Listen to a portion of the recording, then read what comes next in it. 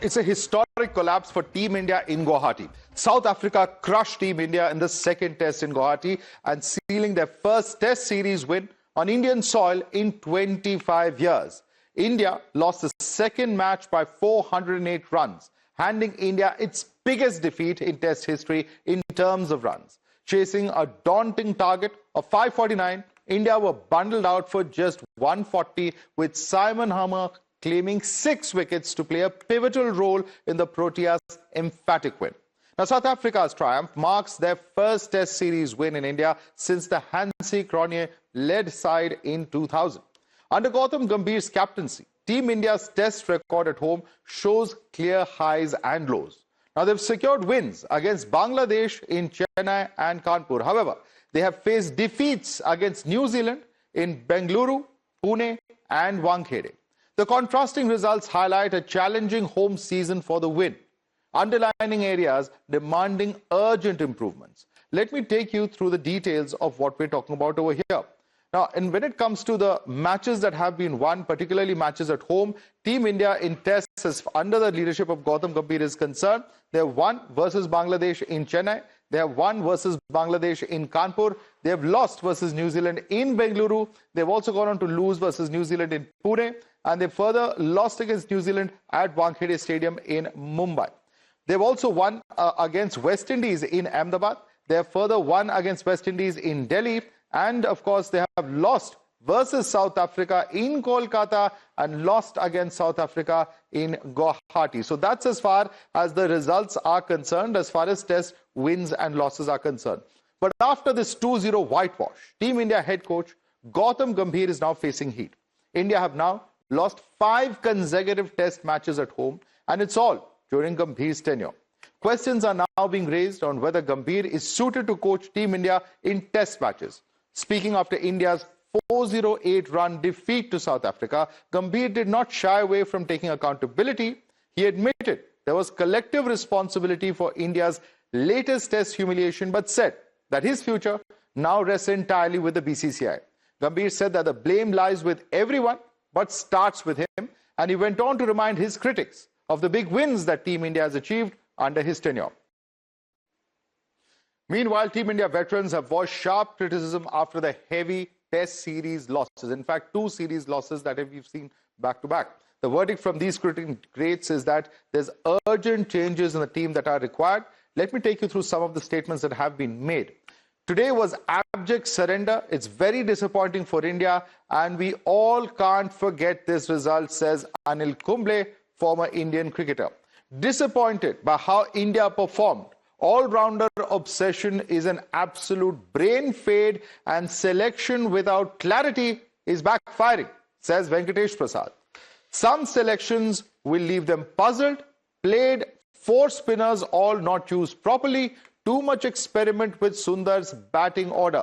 This is what Ravi Shastri, former Team India head coach and of course player, has said. Now, this bruising defeat and a barrage of questions that are now coming forth. Is Gambhir, for instance, still the right man to coach? Did India underestimate their opponents? Is this poor form or a deeper skill issue? And what does all this mean for the road ahead? Let's get to the big questions that we're talking about. Has it come in terms of time for Gambhir to step aside from coaching duties? Doesn't the fault also lie with India's batting lineup? Did India take both New Zealand and South Africa lightly? Is this an outcome of overconfidence? And was South Africa clearly a more determined outfit?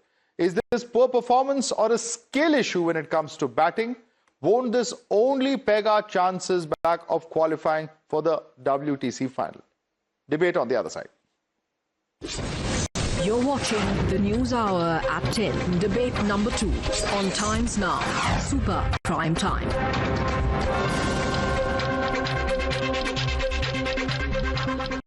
Let me introduce our guest. Joining us is Shishir Hatangri, who's a former cricketer. We have Joseph Hoover, cricket writer, who's joining us. Chandresh Narayan, author and sports broadcaster, is with us. We also have Ranjit Bajaj, founder director of the Minerva Cricket Academy. Let me start with you first, Ranjit. You know, one of the things that Gautam Gambhir has said, and people may agree or disagree, but I want to know your views on this, because he said something which I found a bit strange. He says, you don't need the most flamboyant and talented cricketers to play test cricket. What we need is tough characters with limited skills who make good test cricketers. Now, this is something that appears to be surprising. You have to have talent. How on earth are you going to take on other talented cricketing nations if you don't have the best available talent in your team? Ranji.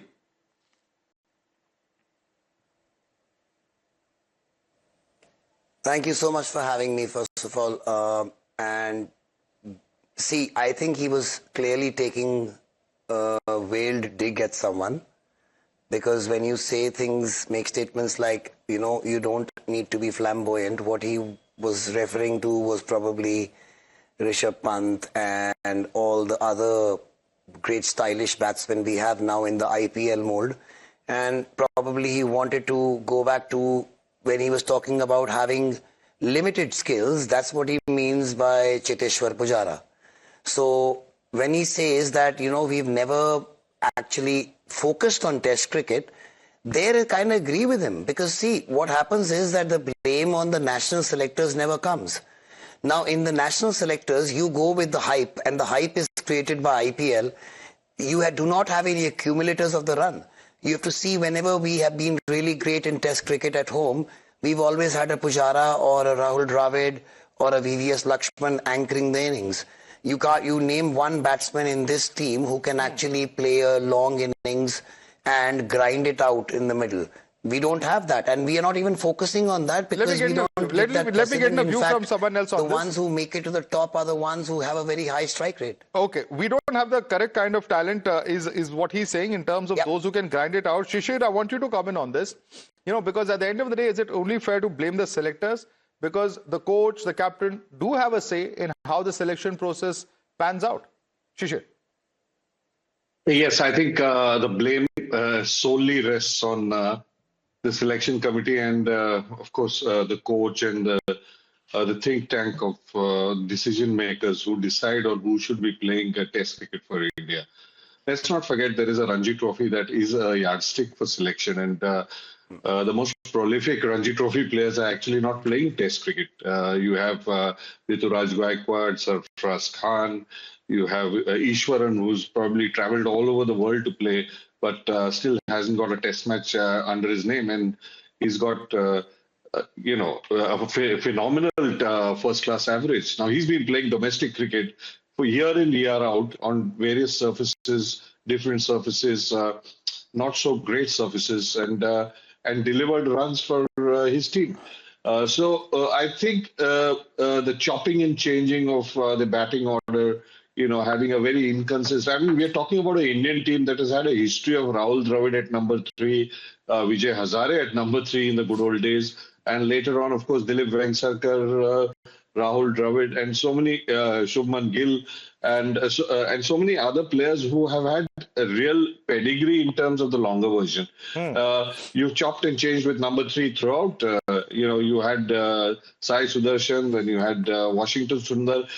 This is not to undermine their ability, but also gives a sense of insecurity to anybody who's playing at that number. You had too many bits and pieces cricketers. I'm sorry I'm using that word because it's a contentious word, but, just all-rounders from 3 to 7 just doesn't make sense. This is Test cricket. You need specialists. Let me comment on that all-rounder point. I believe the buck stops at the selection committee and the coach when it takes decisions and they don't come off. Okay, let me come in on this. And Chandresh Narayan, Venkatesh Prasad has said exactly the same thing. He says, really disappointed by how India is going about in Test cricket. The all-rounder obsession is absolute brain fade, especially when you don't bowl them. Rank poor tactics, poor skills, poor body language, and an unprecedented 2-series whitewash at home. Now, this is something that has just not happened. And this calls for serious introspection and accountability, Chandresh. It does, Madhav, but will there be introspection and accountability? No, there won't be, because we'll have the white ball games. If India does well in the T20 World Cup, they'll turn around and say, just 2 bad series, what's the big deal? The fact is, we are a white ball obsessed country. We don't care about Test cricket enough. I'm sorry to say this, just like what Shishir said, I agree with him completely. We've had such great pedigreed players batting in the middle order, and who was batting at number 4, albeit as a night watchman, Kuldeep Yadav. And I was thinking that he was batting well in this first innings. He might be promoted, and voila, he was promoted in the second innings. So now the thing is that if you do well with the bat, you might get a promotion. This is the thing. Shishir took the name of Abhimanyu Ishwaran. Not one team management, 3 successive team managements have disregarded Abhimanyu Ishwaran's ability. So you're trying to say that the guy who's scoring tons of runs in Ranji Trophy cricket and for A team is not good enough. Not this team management alone, the previous 2 team managements as well. Priyank Panchal was someone similar. He was also an opener. He was carried on a couple of tours. The captain number of India A sides. He was discarded. Karun Nair is now back to posting on X he's scoring runs as well. Smaran Ravichandran from Karnataka has been scoring tons of runs. Yash Rathod, Akshay Wadkar from Vidarbha. These are names that our public who are watching this debate right now may not even know, because they are not doing Halla Bol from March to May, and they are not doing Akka Mumbai Hamare Saath from March to May every year, because they only play the red ball cricket. What's the incentive for anybody to play? The problem is 5 years ago, A-team cricket and Ranji Trophy was put on hold in the garb of COVID-19. When the rest of the world were playing their domestic first-class cricket. We were happy not to play first-class cricket. That effect is being seen now. We have revived A-team cricket now, but that impact will be seen 5 years later. Maybe there may not be enough test cricket around for you to see the impact of that A-team cricket. Yeah, but let me bring in Joseph Hoover. Joseph Hoover, is it fair to just blame the coach? At the end of the day, it is also poor batting, somewhere or the other, that is responsible for this kind of a debacle. Madhav, I've always said the captain or the coach are as good as the team. But in this instance, I would love to say the team is as good as the coach. Because the way Gambhir has gone about, he's been messing around too much. He can't be tinkering around with the team composition. He can't be tinkering around with the batting order. And he's got attitude of playing whomever he wants. This is not an IPL team. He's coaching an Indian team. So he's got to be more responsible. When he's talking about you need people who don't need to be skilled, they need to have the attitude, he's only reflecting what he's saying, because he was a gritty cricketer. Despite his limited skills, he used to stick it around and bat, because we've seen how he plays. So he's trying to bring that into focus. But here, we have been smashed by South Africa, whom we should have blasted 2-0. Here we are talking about a serious loss, and we lost the second test for 408 runs. I can imagine how the players are feeling gutted. Yes, they played some poor shots, but a lot of blame has to go to the coaching team as well as the selectors. Okay, what are they doing?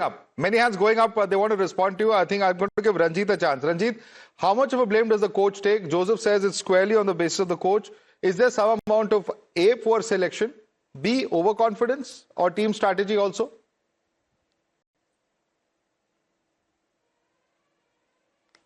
Madhav, this is probably the first time I'm going to disagree with my very good friend Joseph, because I would say that you are, like he says, as good as the team you actually get. So I think he was trying to tinker around with everybody, because out of the team he got to select for the test matches, he was trying to find somebody who will do well, and he couldn't find anyone. So the blame lies totally, like the previous 2 very knowledgeable gentlemen said, that we are not a nation of test cricket anymore. We are not, you can take it in writing, we are not going to make it in the final of the WTC, because we don't have a grassroots system which encourages red ball cricket anymore. We don't even look up to them as heroes. Like he said, the guys who used to score great runs in Ranji Trophy used to be well known in India. The ones like Abhimanyu Ishwaran, like he says, poor guy was born in a place which is in a state in North India, in Uttarakhand, and his father had to actually shift him all the way to Bengal. And there, in a place like Bengal, he made a name for himself being an outsider, and he's the highest run scorer being just sitting around on the bench, never getting an opportunity, which is so unfair. Why? Because the public pressure and the sifarishes don't come for people like him. They come for people who have actually, you know, made it in the Halla goal, like one of our previous guests rightly put, the IPL. So if we really want to do, see, we have a grassroots system which is so fantastic. If we really want to put up a World Test Championship side, we can actually have one which does not even include any of the T20 or one-day boys. Okay. And we can be actually fighting for the World Test Championship. Joseph, quick rebuttal. But with this team, I'm sorry to say, there's no chance. Yeah, because the world of specialist test match is all about... Okay, Joseph, please. Yeah, I partly agree with Ranjit because we need to blame on the system because as Mr. Shishir Ratnagadi and gentleman said, that we have moved away from the red ball. We are playing more white ball. Our focus is on white ball, which has been the case because IPL is all that they talk about. Somebody does well in the IPL, is there in the test squad. That makes no sense. And that is where the temperament factor comes in. You play test cricket, it's not just about skill. It's also temperament. You need to learn to stick at the wicket. And today what we noticed was they were all throwing the wickets. It's pathetic. Yeah. So I would the say temperament, the tuning, you know, it's all completely different when it comes to IPL and ODIs. And Chandresh, you want to come in on that? And what I found particularly amazing is that how have we ended up becoming a country that can't even play spin anymore? Yeah, absolutely. Madhav, I think that boils down to the fact that you're not playing enough red ball cricket. So you're forcing your main test batters to play A-team cricket, which is supposed to be the feeder system for the test team. So if your test players are going to play A-team cricket, then who is going to play A-team?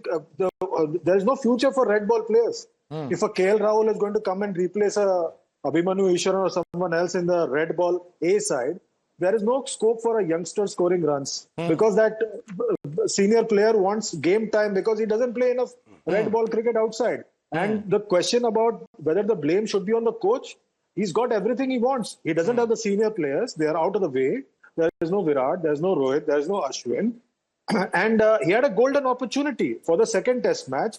He could have brought in any of the specialist batters scoring runs in domestic cricket. Yeah. Karun Nair is a classic example. He is scoring runs right now for Karnataka once again. He was the one who scored a crucial 50 in the first innings of the Oval Test match. Everything is forgotten about him. Yeah. You brought him back. He should have been brought back into that lineup or Sarfaraz Khan. But you don't want them. Let me quick closing comment from Shishir as well. We have very limited time. Sorry, I'm interrupting. Shishir, I want you to come in on this because, you know, even other countries, there's one thing to say that India doesn't play enough test cricket, etc., so on and so forth. But even New Zealand and South Africa barely get enough time to play test cricket. Yet, the way they performed on the field, it's truly remarkable. Yes, remarkable, and also a great example of what template you need to follow. All these teams in the junior cricket, they come to India to play. They come and play in India. They come on play on turning surfaces, and they know how to bowl on them and bat on them. Sadly, you know, with the DRS rule that has come in, and go a little technical here, with the DRS rule that has come in, you need to be able to adapt to the rule of the DRS and play domestic cricket because, you know, there is no way you can survive if you do not understand how to play with the new DRS in mind as a reference point. And I think a lot of our cricketers are not playing domestic cricket because of the schedules and etc. etc. So you ask for turning wickets, you're asking for something that you haven't had experience on for a few years now. Right. So how do you adjust? Absolutely. We'll have to leave it there, gentlemen. Would have liked to have a much longer discussion on this, but unfortunately, for paucity of time, we have to end this here. Shishir Hatangri, Joseph Hoover, Chandresh Narayan, as well as Ranjit Bajaj, thanks so much for joining us this evening.